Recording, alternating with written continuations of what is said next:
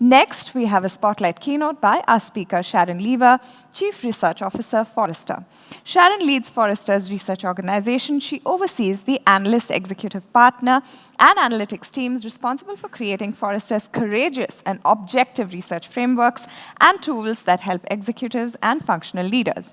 The topic of this keynote is titled Driven by Disruption, Enabled by Tech, Workforce of Tomorrow. Let's hear her views on this. Over to you, Sharyn. Take it away.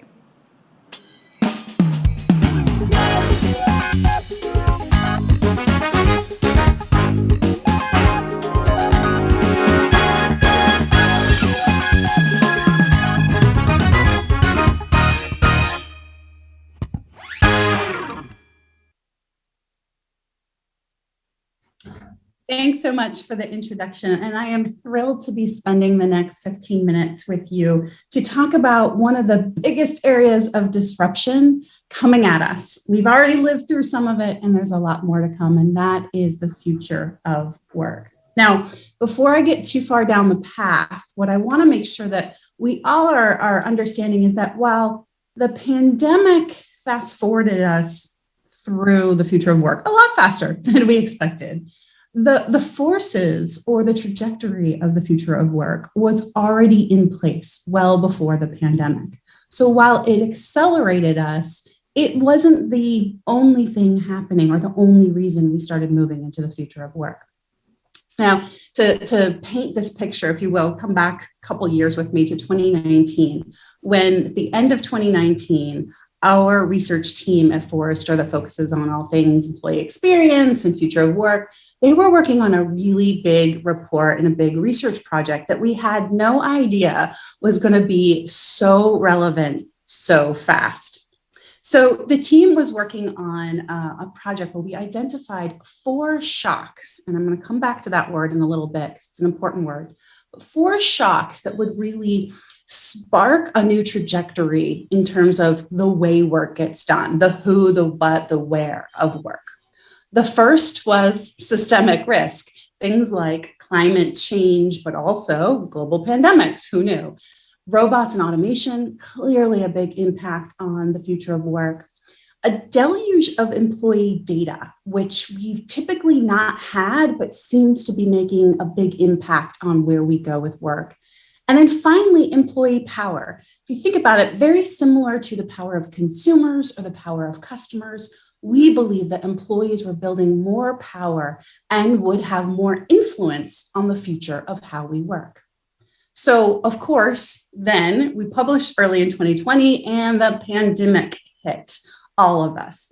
What happened was we moved through a lot of these things, a lot of the changes much faster than we expected. We expected the things we were predicting that report to take 5 to 7 years to come to be. And instead, we got catapulted through that. Now, we don't believe that that happened, okay, and now we just sit. No, instead, we believe that that acceleration is going to continue. So big question is, what's next? We fast forward through a bunch of changes, but what's coming down the pipe? And that's what we're going to talk about today, our predictions for the future of work in 2022, but also we'll look a little bit further out as well. And there is so much rich content here. I don't have enough time to talk about all the predictions, so many different facets of work, but I'm going to specifically talk about two that intersect on the theme of technology and technology innovation. They only exist because of technology and are enabled by it. First one, we predict that anywhere work will surge. And we define anywhere work as a strategy for work where everything from investments in technology, in redefining roles and processes is done to create a world where employees and their teams can participate in that work wherever they are and do so on a level playing field. No more of the being a second-class citizen, if you will, if you're remote. We're so bullish about this. We actually, and it's because of employee power, as I was talking about. 61% of employees say that they will prefer a hybrid work situation for the long run, not just during the pandemic, but ultimately going forward. And you could say, well, that's great. Employees want that. That doesn't necessarily mean that employers will give it to them. But if you think about the talent market, and again, employee power, we believe employers will absolutely respond. And of course, we've started to see this already. Our prediction is about 70% of organizations will expand their embracing of anywhere work in a significant way. So you do the math, just a lot of math and calculations of where we were pre-pandemic, where we expect to be in the long term. Here's how we think things will break out. We'll have about 10% of organizations who fully embrace anywhere work and expect their employees to work wherever they want, no requirements to be in an office. Other end of the spectrum, we believe about 30% of companies will go back to an in-office situation. It's what they know, it's what they're used to. They've got a lot of investments in real estate, so they'll go back to that world. That leaves 60% of companies that we believe will embrace kind of a hybrid strategy where much more flexible than prior to the pandemic, enabling employees to spend some time working remotely and some time in the office and mixing that up in all sorts of different flavors, maybe a certain number of days per week. It could vary every single week. Now, this is really hard, clearly, because as I mentioned, doing that hybrid thing is the expectation is that the experience is really good, not that it's disjointed in any way, shape, or form, or anybody feels like they're not on a level playing field. So while we believe that anywhere work will surge, we also believe that 1/3 of companies will fail at it. They'll fail because they will say they're embracing a more flexible approach, but they won't make the technology investments, the process changes, the new definitions of roles to really make it sing and make it feel like employees, no matter where they are, can work well together. It'll result in experiences like an employee excited to come into the office one day to work with their peers and end up being on video conferences all day because nobody else is there. Or employees coming into an office, reverting back to old muscles of using a whiteboard, and then, of course, remote employees can't see it and can't participate. So what's the solution? We believe the solution to anywhere work is punctuated office creativity wedded with technology innovation. What does that mean exactly? It means using the office for what it's good at, driving collaboration and creativity, but also embracing, investing in technology that drives a great experience. Simple stuff like rethinking the shape and the structure and the layout of offices to enable more collaboration. It's also about then assuming that solo work gets done remotely. And when people come into the office, they want to be collaborating, creating, working together. Technology, as I mentioned, plays a huge role here. So big investments in technology that allows in-office to merge with remote. And the goal here is to lower the effective psychological distance, if you will, the feeling that you're apart or separated. Lower that and make people feel like they're all part of one unified experience. So this means big technology investments in things like cameras and digital whiteboards and speakers, and a lot more innovation here in devices that pull all of those technologies together to create a much more immersive experience. Now, I said immersive experience, and I can't do that without talking about the metaverse. It will matter to the future of work for sure. This is actually a picture of me interacting with some of my colleagues at Forrester as we were experimenting with metaverse, fully virtual, immersive meetings. I will say that the experience was much better, much more fulfilling than I thought it would be. I was a little bit of a skeptic.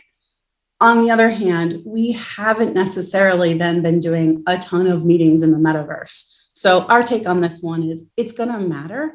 It's a factor, but probably not have a huge impact on the future of work in 2022. So that's prediction one. Prediction two is a big bet on automation. We believe that we will see more automation first workforce strategies come to be in 2022 and beyond. This isn't about just dabbling in some bots or RPA or a couple of areas automation. This is companies saying, no, we're going to think automation first when we're looking to fill needs in terms of resources and get jobs done. And the reason for that is because of the talent market. It is so hard to find and be able to hire the right talent right now. So you marry that with much better, newer types of automation. And we do expect that we'll have executives saying, instead of hire, I'm going to invest in new technology, new automation, or what we at Forrester call the human technology equivalents, to fill in gaps that I have from a talent perspective and drive up productivity. We feel so strongly about this that we believe 80% of jobs will be affected by the end of this decade by automation. Big changes here. Employees working side by side with bots, with automation. Now, this too, of course, is hard to get done. It doesn't matter so much if customers want it, because there's so much that can be done behind the scenes that does not put automation or a bot in front of a customer in the customer experience. But employees matter. When we see companies fail at automation, it's because their employees are not bought in. They are scared and they don't trust what's happening, as you can see with this data. So what's the solution for this one? For this one, it's to increase what we call your robotics quotient. Understanding how ready you are for bringing in automation or those human technology equivalents. And what's interesting here is it's not about how ready you are for general innovation. The predictive factor here on how successful you'll be with automation is trust. How much trust is there in the organization for this? Some simple tips to get this right. Starting out, focus on augmentation, not replacement. Easy example here, Starbucks, where they brought in automation to automate things in the back room, in the office, so that managers could spend more time with customers and employees. Those aren't always the scenarios, of course, but if you start there, it starts to build trust. And create automation strategies that are really built around the humans. So RQ requires competence, having experts involved early on, building the goodwill that you are doing this and measuring improvements to customer experience, not veering off track in your pursuit of good customer experience, not doing it just for efficiency, but instead to create better experiences for your customer. And then, of course, empathy for your employees to help them through the process. Now, those two predictions alone, and I mentioned there's so many more, I think you can see that there's a lot of change on the horizon. It's not that we just fast forwarded quickly and now we're done. We are going to see the trajectory continue to accelerate forward, and how we do work, where we do work, with whom we do work is going to change dramatically. That could be scary. That could be exciting for some as well. But let me leave you with a couple points that may help to inspire you for the future. The first is that I used that word shock early on in the presentation, the 4 shocks that would drive the future of work. I did that on purpose. We chose that word on purpose because it instills the idea that you're not hiding from something. These are things that can inspire energy. And it's how you take that energy, direct that energy. That's what matters to how successful you'll be in the future of work. Last data point. I mentioned we survey employees, thousands and thousands of employees across the globe, pre-pandemic, during the pandemic. The last time we did it was at the very end of 2021. Back in early 2020, only 30% of employees in a global survey agreed that their companies were creative. Fast forward to the very end of 2021, that number jumped to 51%. That is a huge change and leap in this kind of statistic. What that tells me is that employees are, they're feeling tired. They might even be feeling burned out. It's been a long couple of years, but they also believe that their organizations have shown resiliency and creativity. They've innovated better. That means that as a leader, your people have more confidence in you to be able to innovate, to be creative, to move forward, to invest in some of these big technologies and create a new future of work for your organization. So it's your time. Take that, honor that confidence in you, and go make it happen. Thank you. And back over to you, Shreya.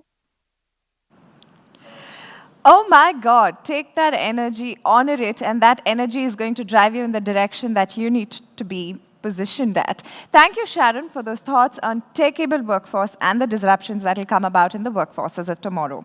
Being prepared makes it a lot easier to navigate the times that unfurl ahead, and bold at work is the new mantra for sure.